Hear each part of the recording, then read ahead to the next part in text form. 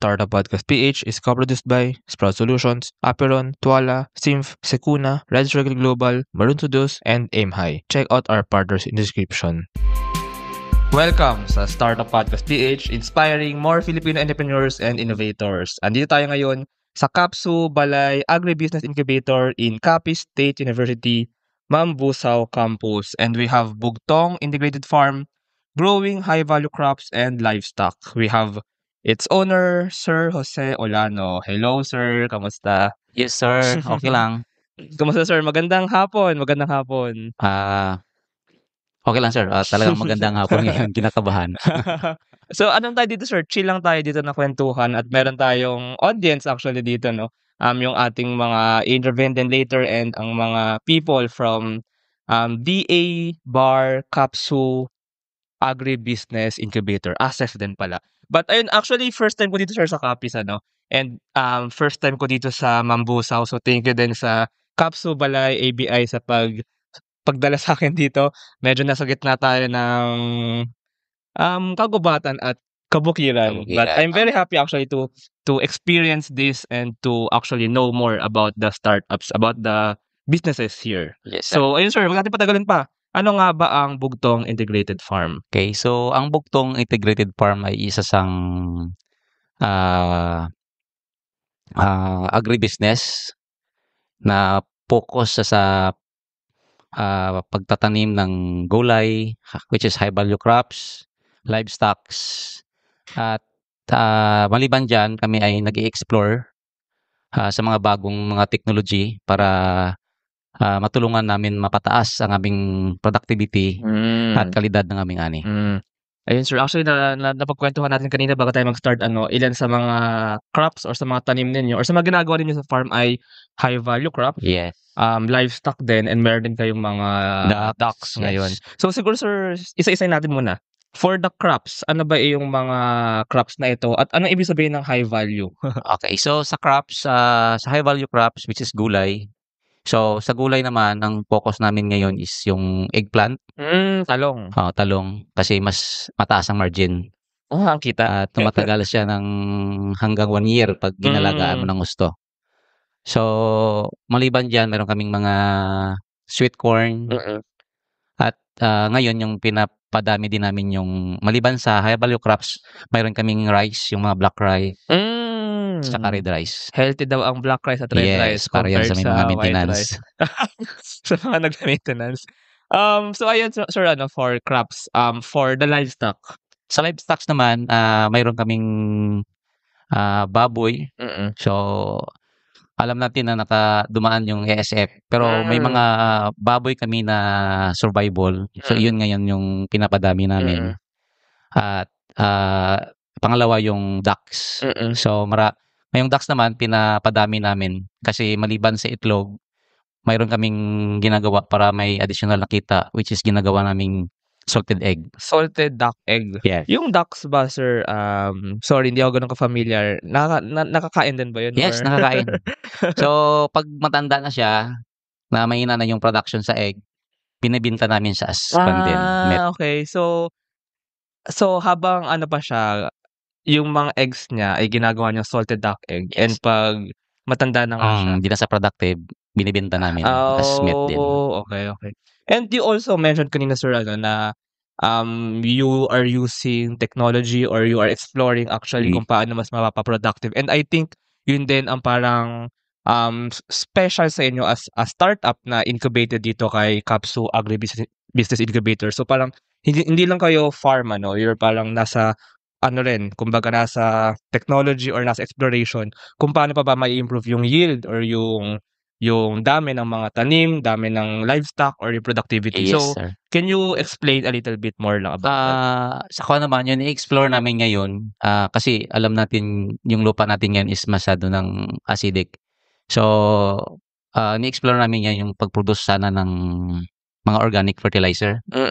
So, kasi si organic fertilizer, malaking tulong yan para mabalik niya sa balance yung nutrients sa ating taniman. So, kung may nutrients na yung lupa natin, maka-produce siya ng magandang ani at mataas na production. Ito bang sir problem na ito sa farms, marami bang farmers ang may ganyang problema? Halos ngayon kasi, ah, walang tanim ngayon na magbibigay ng bunga kung hindi gagamit ng pataba. So, yun nga lang synthetic yung ginagamit. Habang tumatagal ay nasisira yung balanse ng taniman natin. Kaya talagang problema yan. So, siguro ang parang medyo labanan din ngayon sa mga farms ano or parang paano mo mapapalaki ang kita mo Mapaganda, kumbaga yes. is kasi ang farm basically meron kang lupa Yes. and then kumbaga yun yung limit mo yung lupa mo pero para mapadami pa yung productivity mo mag-explore ka ng mga pataba ng mga Yes, pataba, fertilizer.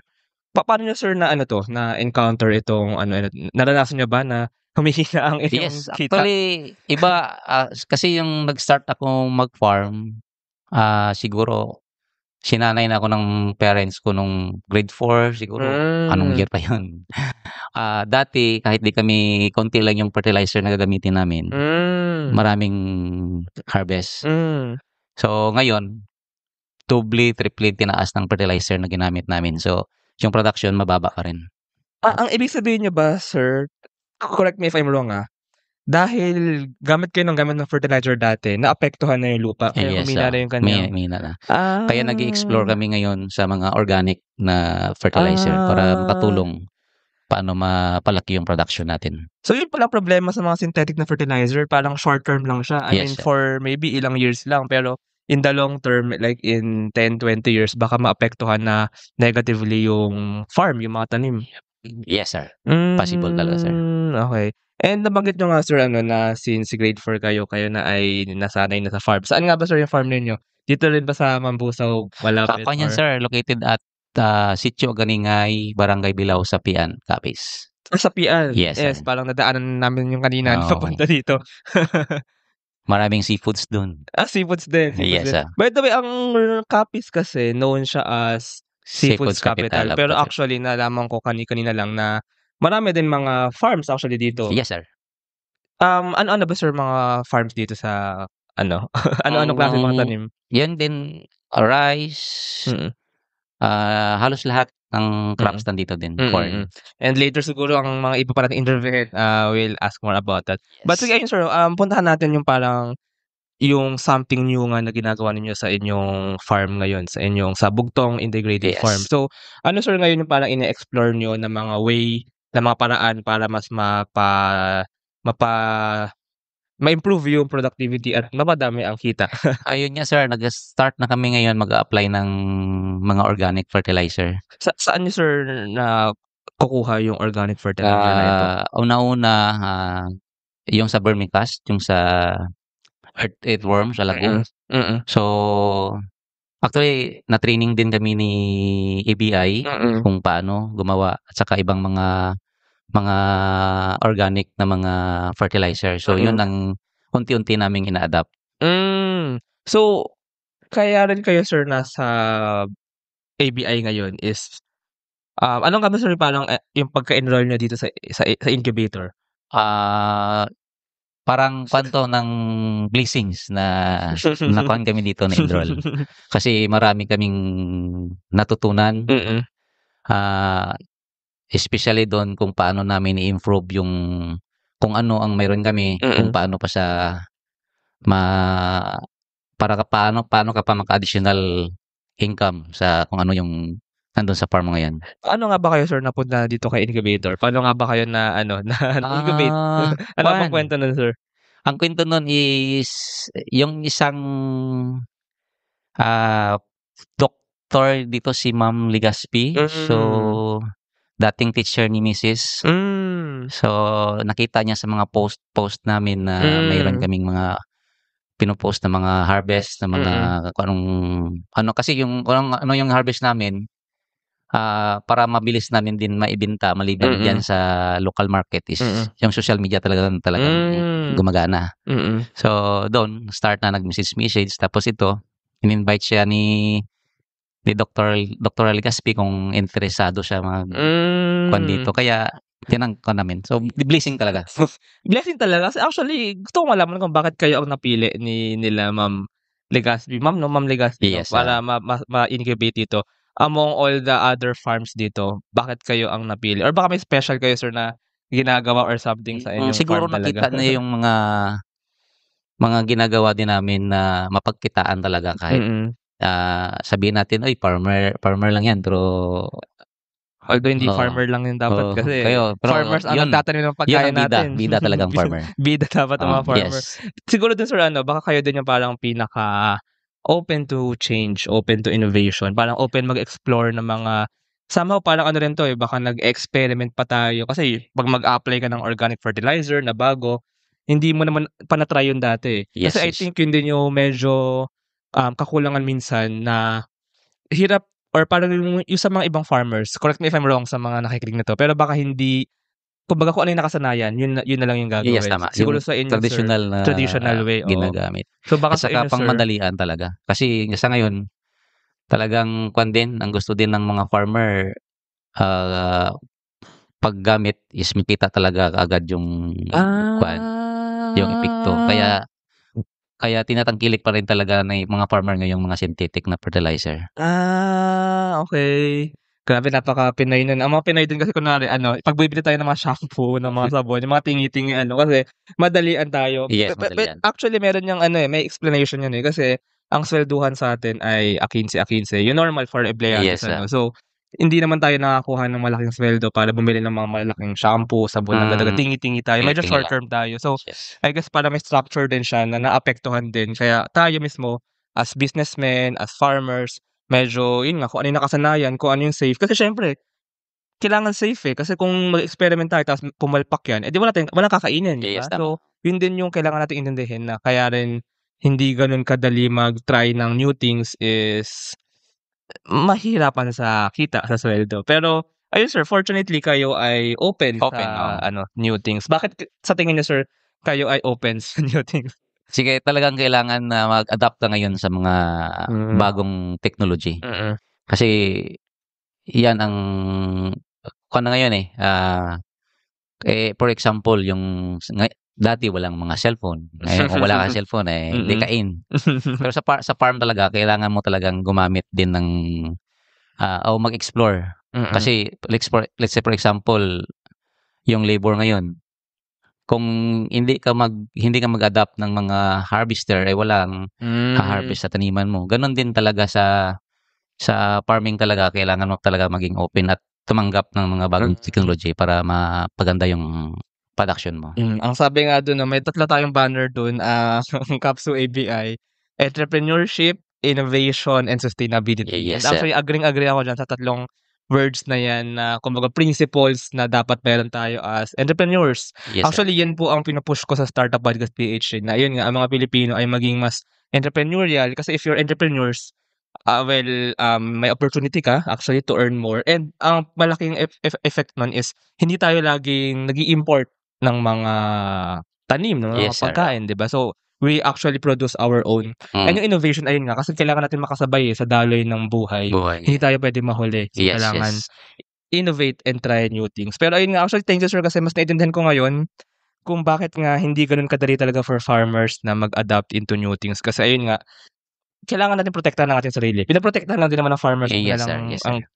you just want to protect yourselves, your family, kasi para may kita, para ma-ensure yung kita. So, kaya mas nagsi-stick sa mga traditional ways, sa mga short-term ways. Pero tulad ni sir, if you actually open up to if you try new technology, innovations, baka may more opportunities. Yes, oo. Talagang maraming opportunity basta willing ka lang umadapt ng mga technology at Mm. at, gumamit ka ng mga safe na Mm. na pamamaraan sa farming para yung consumer mo rin, yung kinakain nila safe at saka healthy. Actually yun din tama. So, although mag-try ka ng bago, ensure mo rin na safe. Kailangan din Yes, ma-ensure na yes. safe. So, I guess yun din ang roles nila DA, nila Kapsu ABI para ma-ensure na at least bago man yan, safe naman Safe yan. talaga, So, sir. by the way, sir, para lang mas maintindihan natin ang farming. Kunwari yung mga talong, yung mga tinatanim ninyo, yung mga rice. Ano ba, sir, parang proseso niya ng pagtanim? So, tatanim niyo and then gaano katagal siya lalagyan ng pataba, gaano siya katagal until ma-harvest? Okay. So, unahin natin sa rice. Ang rice kasi depende yan sa variety na ginagamit mo kasi mayroon siyang mayroon siyang for 3 months ma-harvest na, mayroon ding 4 months bago ma-harvest. So, sa amin yung tinatanim namin ngayon is black rice. So, si black rice hanggang 3 months lang or 90 days ma-harvest na. So, tapos kuwan din siya, kuwan din yung proseso niyan. Kailangan mo mag-land prep, land preparation, gandahan mo. Tapos yung water management mo, yung fertilizer, at saka yung pagbantay mo sa mga insekto sa yung taniman. So dapat since na pinopromote natin safe yung pagkain, kung maiwasan mag-apply ng pestisidyo, ay talagang iwasan. So dapat malinis yung taniman mo talaga. Sa mga yan ba sir, nag-i-explore din kayo ng mga innovation? Bukod sa pataba, nag-explore din ba kayo ng ibang way para ayun nga, para maiwasan ng mga insekto, para ma-manage ang Yes. water? Ang kuwan lang namin yan sir, yung sumabay ka sa nagtatanim. Para at least 'pag may mga insekto, kuwan yan, Hindi sa'yo lang. hindi sa'yo lahat. Kasi 'pag tumanim ka na nahuli ka or nauna, sigurado sa'yo lahat yung insekto. So, May ganun palang kahit gamitan mo yan ng mga pestisidyo, maliban na hindi na safe, pero malaki pa rin yung chance na malugi ka. Ganun pala dito. Yes, So, sabayan mo yung mga ibang sabayan mo nagtatanim. talaga. Dun sa ano sir, dun sa may water? Sa water management naman, yung area namin isa ka-challenge yan kasi wala kaming dam or irrigation. So, rain-fed kami. Pero may part ako nga palayan na anong tawag doon, parang rain-fed na irrigated kasi pag umulan mayroon kaming parang May ipon. river. Okay. So doon kami kumukuha ng tubig. So talagang kailangan si water management, isang malaking factor yan na pagmamanis mo yung tubig, makatulong ng malaki para makatipid ka sa herbicide, makatipid ka sa walang insekto. Tapos talagang yan ang kailangan ng tanim natin na number 1 para makabigay siya ng production na maganda. Pagka hindi ba sir minanage ang tubig, nauubos ba yan? Nauubusan ba ng tubig yung mga tanim ninyo? Pag drought sigurado maubos. Pag drought, Oo. Pero pag marami din, hindi mo ma-manage diyan, halimbawa, papasok ng tubig, ang mangyayari sa tanim mo, posibleng hindi dadami yung tillers niya. Masama din ang sobrang tubig. Masama din ang okay. So sakto lang. sakto tubig, lang. Kaya dapat ma-manage mo talaga. So, Water management kailangan sa tanim sa rice. Everyday ba didirigan yung mga ano? Or depende rin? Depende. Sa rice kasi, kuwan yan papasok ka tapos papalabas mo siya. Hindi pwedeng mag-stagnant ang water. Okay. Paano pinapalabas yung water? So, yun, kung kailangan talaga yung mga kanal.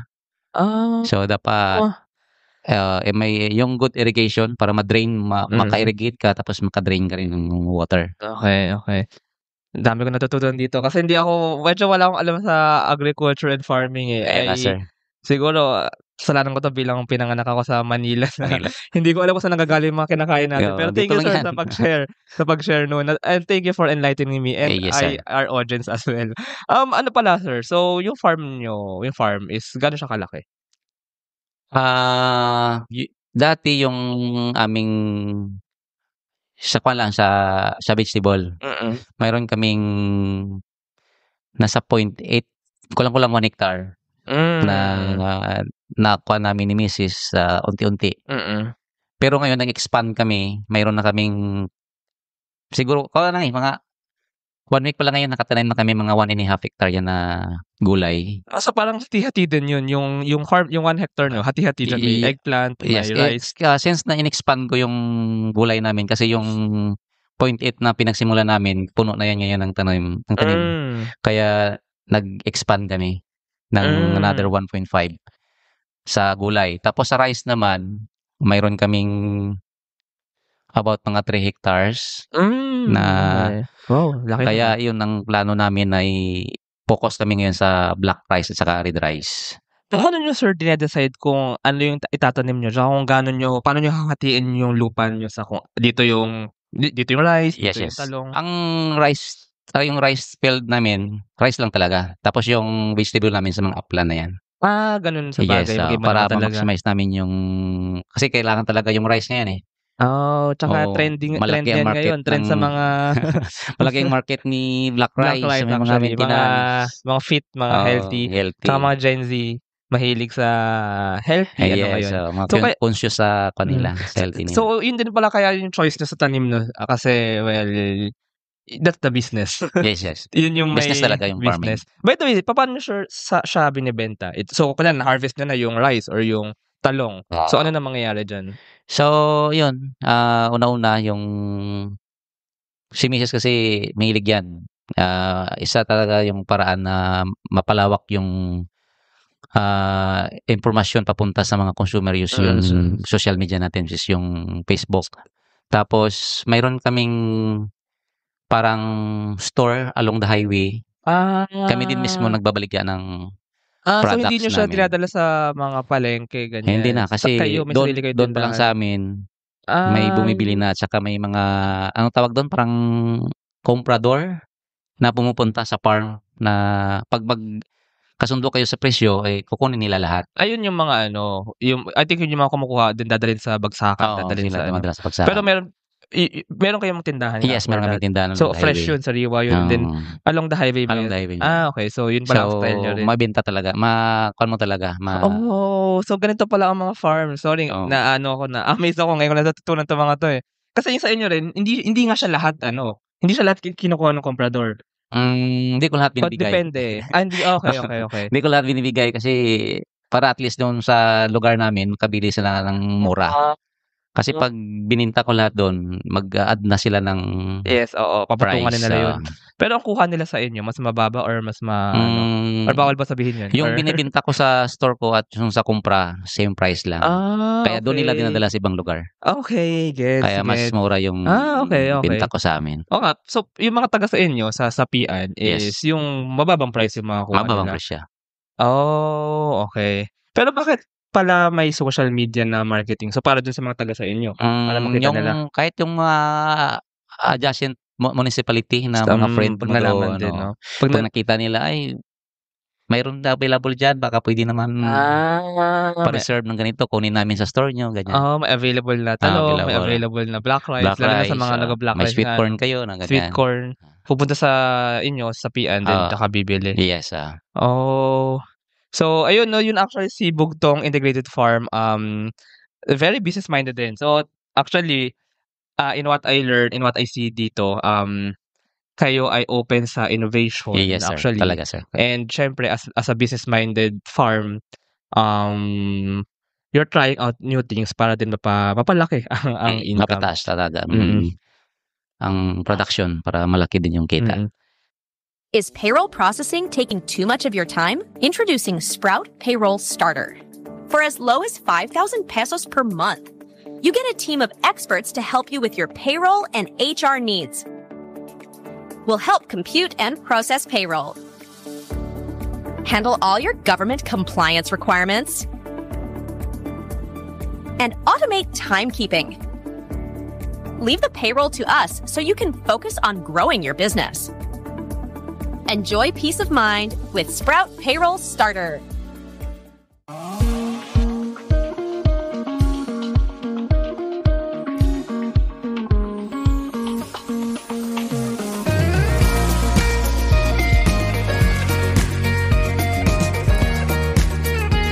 Trust the digital future with Twala. Secure and tamper-proof digital signature. Electronic notarization service. And custom AI agents for intelligent document workflows. Visit twala.io to learn more. In today's digital world, your organization needs more than just technology. It needs a strategic partner. At Symph, we build web and mobile apps that drive innovation for startups, enterprises, and organizations worldwide. Visit symph.co today. Protect your assets from bugs before bad hackers exploit them. And launch your products seamlessly with Sukuna, your trusted partner in cybersecurity. Receive reports in real time and work with security experts to find bugs in your products before others do. Let's make your security our priority. Running a business? Make it smarter with Red Circle Global. Streamline operations, boost productivity, and manage everything in one powerful ERP system. Book your free business demo today at redcircleglobal.com, guided by one of our top experts. Siguro sir, tanungin ko din kung paano kayo naging business-minded. You mentioned kanina na siguro yung parang kwento nyo ano. Siguro sir, pakwento rin ng onting buhay ninyo kung okay lang ano. Kasi ako, dati akong nagtatrabaho din sa mga sa marketing din sa chemical. So tapos galing din ako sa mga seeds company. So nakikita ko talaga at na-experience din namin na si farmer talaga pagdating ng harvest ay lugi. Kasi nga kahit mataas yung production, mura ang benta. Pero kung ikaw mismo si farmer, humanap ng paraan na maibenta mo yung produkto mo, kahit papaano mabawi mo yung magiging puhunan mo doon. Kaya nag-decide talaga ako na mag-stop muna sa trabaho din. At pukusan ko yung kung ano yung mayroon kami, yun na lang yung pinukusan namin yung farming ngayon. Ang problema kasi sir na nakikita ko, what if taasan yung presyo ng benta ninyo? Kasi para mas marami kita sa inyo or onti naman yung bibili pag gano'n. Depende din naman sir sa competitors mo eh. Kasi sa life talaga ni farmer, pag harvest time, mura talaga yan. Okay. So kung hindi ka sasabay sa mga komersyal, ay walang bibili sa'yo. Tapos sabihin nila, siya nang nag-harvest yan tapos mahal pa. Pero kahit paano, kung makakompete ka doon sa nag-commercial, ay mas malaki yung kita mo kaysa kita mo sa kanila na sila pa yung tutubo sa hinarvest mo. So ang hirap din ito, no? Ang hirap. Actually, mga negosyante talaga ang mga farmer. No? Yun din ang dapat ma-realize natin na ang mga farmer ay mga negosyante. Negosyante talaga yan. Kasi kayo gumagawa lahat, kayo nag-i-invest nung seeds, nung matatanim, inputs, lahat. fertilizer, ikaw water, ikaw nag-i-invest i-manage yan. mo lahat. Tapos pati yung pagbebenta, pati yung pag-pricing. Kung ma-manage mong ibenta, kahit paano, kahit magmura yan, at makasabay ka sa commercial, hindi ka masyadong malugi. Paano nyo sir natutunan yun, yung business ng farming? Kasi pagbalik nyo, tsaka parang, diba nagtrabaho kayo, Yes. hindi nyo ba naisip na parang baka hindi ako kumita sa farming? Hindi, naisip ko na talaga yan kasi yung work ko is para talaga sa mga sa mga, kasi naging technician ako sa mga farmer eh. Kaya alam ko yung life na ni farmer. Kaya sabi ko, ako na lang magbenta ng kung ano yung ma-harvest ko. And tsaka ito farm nyo, dati pa to no, sa inyo. Yes, galing pa sa tatay namin. So kasi yung lupa na yun, pinasa na napasa-pasa pa. Pasa-pasa. Okay. And then ngayon, pagbalik nyo. Yung iba naman, hindi naman lahat yan, parang nirerentahan lang. Kasi okay. ako talaga naghahanap ako sa amin doon kung mayroong vacant na taniman na hindi tinataniman ng may-ari. Talagang in-encourage ko na pwede bang marentahan yan kasi sayang naman. Okay.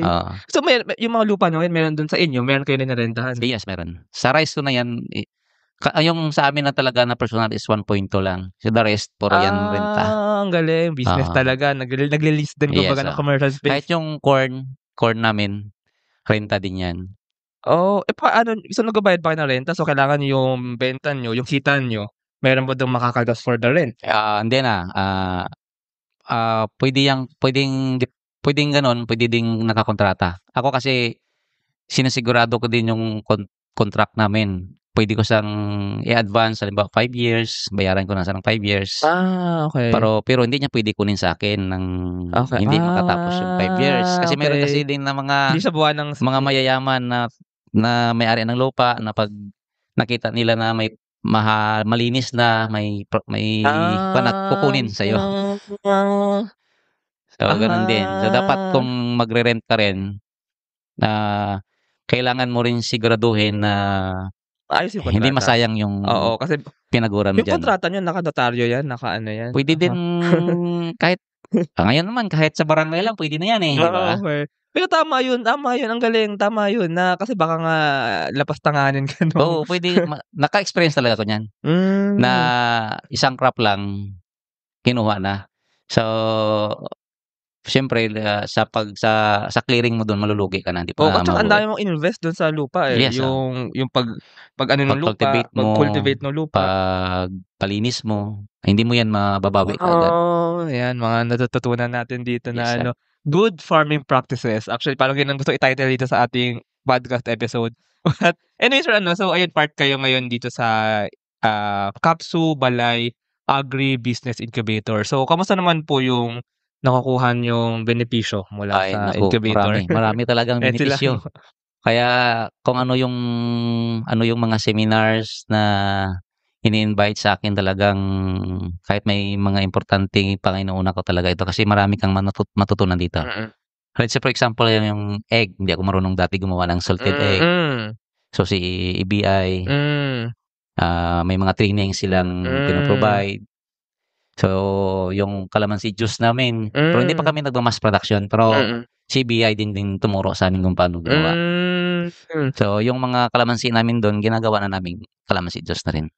So ano lang, hindi lang pala good farming practices kumbaga na-encourage din kayo or natutulungan nga rin kayo Yes. mag-explore ng mga ibang tanim, Oo. mga ibang pwedeng Yung mabenta. value added ba? Yung Value add. yung raw, mayroon kang raw doon na materials pag ma-process mo sa additional income pa. Pero ang tanong ko na, sir, siguro baka masagot din ng Balay ABI. Ngayon, kasi may mga bago kayong produkto, like yun nga, salted duck, egg, tsaka sa calamansi. Calamansi juice. Ngayon, yung market nyo na nakasanayan nyo nasanay na sa talong, tsaka sa black rice, paano nyo i-market ngayon itong mga bago nyong produkto? So, sir, happy sila May talong na. Yung oo nga, yung pulang itlog at talong. May nakabili na sila ng talong. Pag gusto nila bumili ng salted egg, meron naman. Paborito ko yan May kamatis din kayo, sir? Mayroon din. Pag inuhaw sila, may calamansi juice naman, bili naman kayo. Okay. Yun pala, yung ba tatawag na from farm to table? Yes, Actually, from the table. mahilig ako sa yun nga, pulang itlog at kamatis at talong. Yes. Sarap isama niyan sa bangus, ganyan, isda, seafood ng kapis. Grabe. Tapos black rice. Yes, black rice. Yun yung kakain natin araw-araw. Yun na. Healthy ka, kaya kami slim. Actually, totoo yan, sir. Na-realize ko din Kasi ako, yun nga, pinanganak kasi talaga ako Manila. Manila na talaga buhay ko. So, hindi ko alam nga kung saan ang gagaling mga kinakain natin. Tapos na-realize ko, nung nagpunta ako sa mga farmlands, sa mga bundok, grabe ang healthy ng mga tao, nakahaba ng buhay. Kahit maliliit lang yan, pero pag pinatakbo mo yan. Oo, lakas ng mga baga, ganyan. Tsaka ng stamina. Tsaka I think, yun, ang haba ng buhay. So, ang laking epekto din ng diet, ng mga, siguro sa din yan Yung mga healthy talaga na pagkain na kinakain mo, isa talaga yan na makapagbigay sa'yo ng dito sa Riwa, walang preservative. Walang preservative. Tsaka ang ganda ng gano'n na parang kunwari kung parang gusto ko dito tumira, dito ako, kunwari ano bang malapit na bayan dito or barangay na dadaanan natin. O kung taga Mambusab ako, ganyan. Then, punta lang ako sa inyo, bili ako ng mga pagkain. Yun yung pagkain ko. Yes. Malapit lang naman.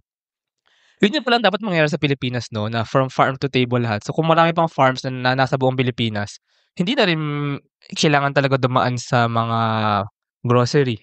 So, diretso na sa farm. Diretso na sa farm. Yun yung ideal, yun yung magandang mangyari. Yes. At saka, maliban dyan, sa amin kasing barangay ngayon, medyo naka-encourage na rin ako sa mga komunidad namin kasi dati walang tumatanim ng talong. Ngayon, sa Sapian, pag pumunta ng Sapian, saan bang maraming talong? Sa Barangay Bilao yan. Kasi nagpo-provide doon ako ng seedlings sa kanila. So, yun nga, sabi ko, as barangay official din, isa sa may tutulong ko sa kanila yung Plant Now Pay Later. So, maraming tumatanim ngayon. Gusto ko yan, sir, kasi na-encourage rin sila maging entrepreneurs, yes, maging farmer entrepreneurs. Pero ang tanong dyan, hindi ba pag puro naman talong yung mga tinatanim? Baka naman sobrang daming talong. Sobrang taas ng supply. Yung presyo maapektuhan, yung benta. Hindi naman. Mabenta pa rin. Mabenta pa rin.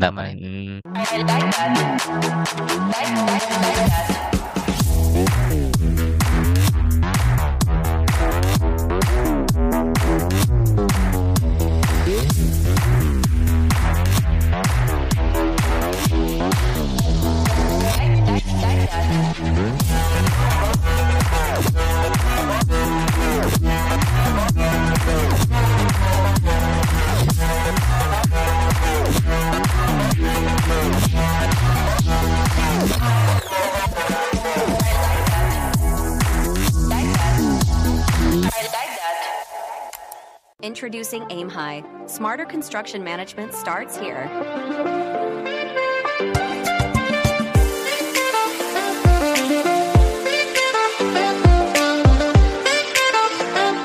Monitor costs and progress with real-time insights.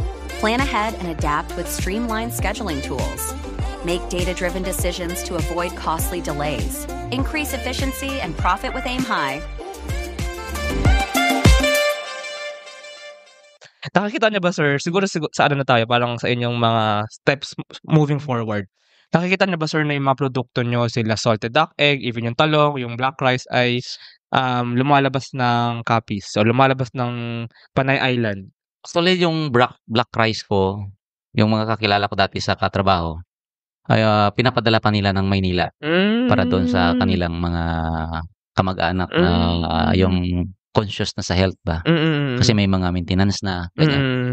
Kaya itong cropping na last cropping, madali lang naubos yung black rice ko. Hindi na nga in demand, no? Hindi ko na-supplyan yung mga At saka ang galing, no? Kasi on trend talaga kayo. Kung magbago, sir, yung trend, kunwari may bagong umuso na pagkain, nililipat ba kayo dun? Ganun? Depende naman kung safe sa at may itutulong sa health natin. Kunwari may mas healthy na rice. Ang alam ko ngayon, mayroon ng golden rice.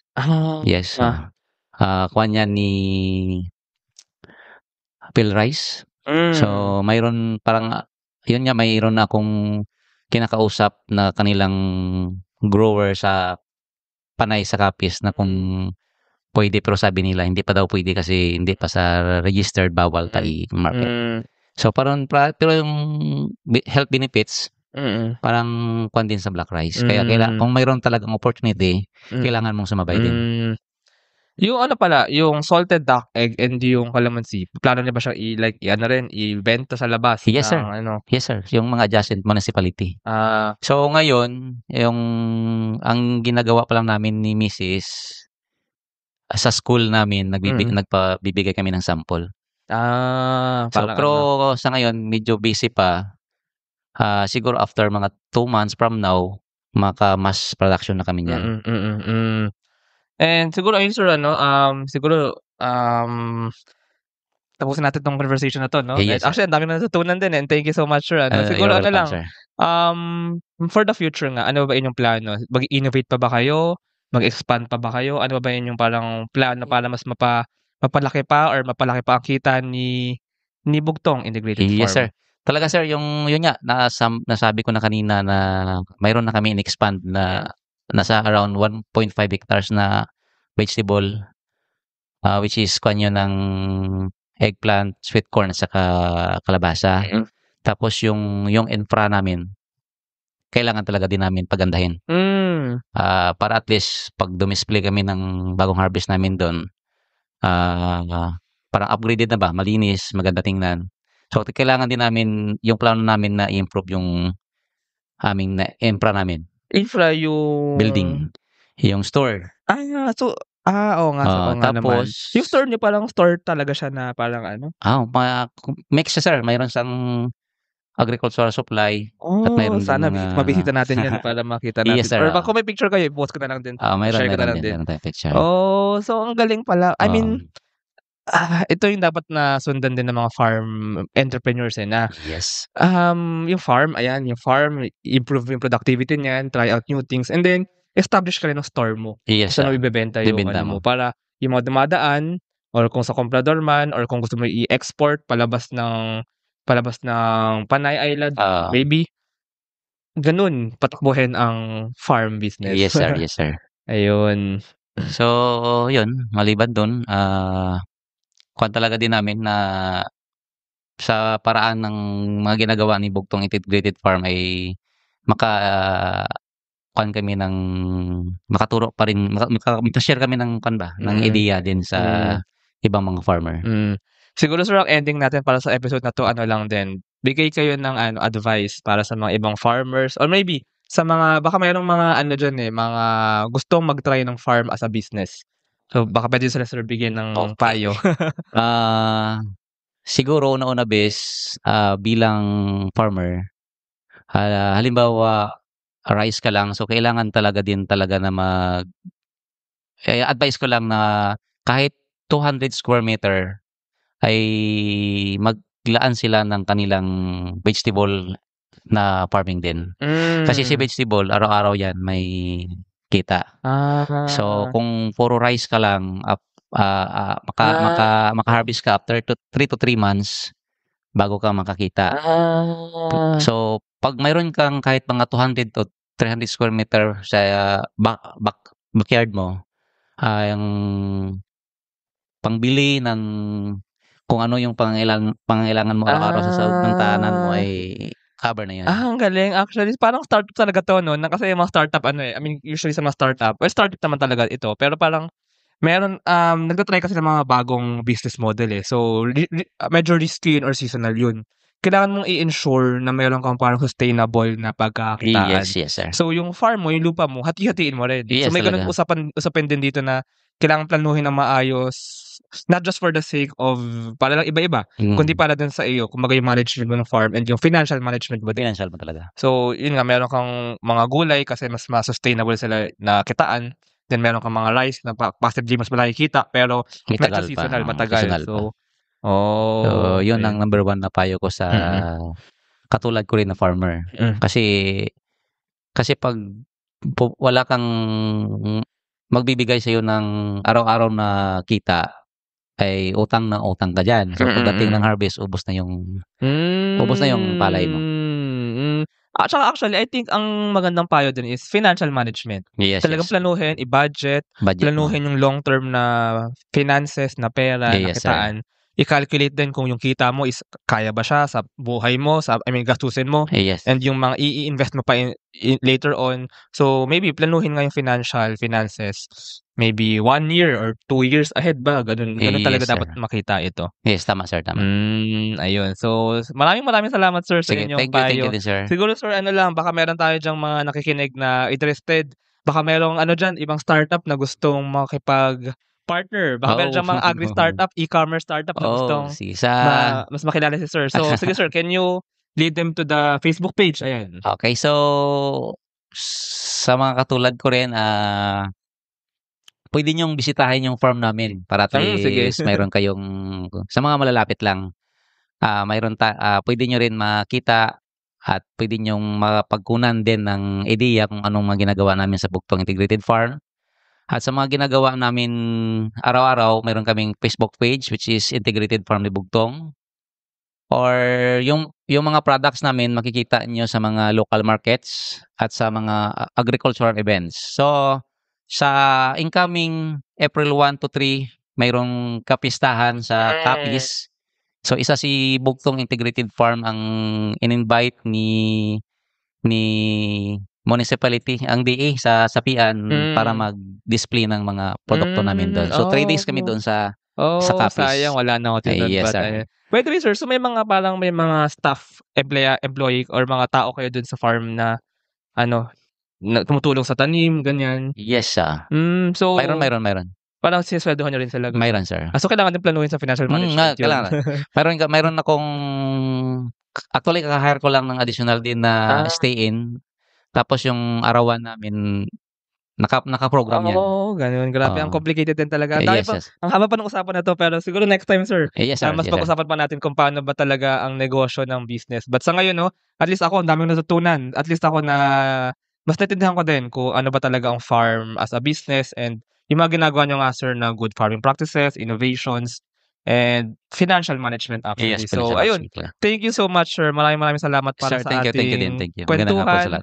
And salamat sa mga nakinig. Thank you. Thank you. Thank you very much to our 58 patrons. This episode is super powered by AskLexPH Academy, our official e-learning partner. Get certifications on Lean Six Sigma, project management, data science, and more. Founders Launchpad, our ecosystem partner. Early stage accelerator providing venture capital funding, operational support, and mentorship. Agile Data Solutions, the Philippines' fastest growing market insights tech company with its data gathering platform, HustlePH. SmileChecks, streamline hiring and onboarding with automated background checks. Cloud CFO, cloud accounting service provider for businesses ready to grow. Cloverly Tech, all-in-one digital platform for property developers. Body Beaties, accessible and personalized diabetes self-management application. HKB Digital Services, tech-based business tools including payroll, ticketing, and loyalty rewards. Hyperstocks, digital banking enabler for rural and thrift banks. One CFO, CFO services, bookkeeping and tax and payroll processing for startups and small businesses. Unawa, driving digital transformation with secure, legally enforceable electronic signatures and robust AML compliance. SchoolTech, all-in-one AI integrated school and learning management system. Better Support, a Manila-based BPO company. They have a referral program for people who can bring in new clients. You might know a Western-based business that needs better support. Britanna, enterprise-grade ERP solution that fits a small and medium business budget. Wonder Brand, data science-driven brand strategy and design for emerging markets. Drive Manila, Philippines' largest peer-to-peer car rental community. East Point Business Outsourcing Services, one-stop shop for streamlined business solutions for MSMEs such as business registration, bookkeeping, and more. Doon, Philippines' first fully insured peer-to-peer car-sharing marketplace. Hire Business Solutions, provider of the most configurable cloud-based payroll system in the Philippines. DiviCode Technologies Incorporated, ID solutions specializing in software development, blockchain smart contracts, digital wallets, and cybersecurity. Looking for buy and sell online with Sigurado sellers. NutriCoach, personalized nutrition and weight loss programs for you. This episode is powered by JIA Engineering Solutions, AlgaCon Aquafeeds, 1ALJ, Grey Wolf Technologies Philippines, Pareto Consulting, Jure.ph, Big Giant Games, Pahatid PH, Wasteless PH, Tech Tribe, Yay, Uplift Code Camp, Board Prep, Dohe Philippines, Edfolio, Hive Rooms, Kazam, CodeCham, Sirius MD. Support the podcast through the links in the description.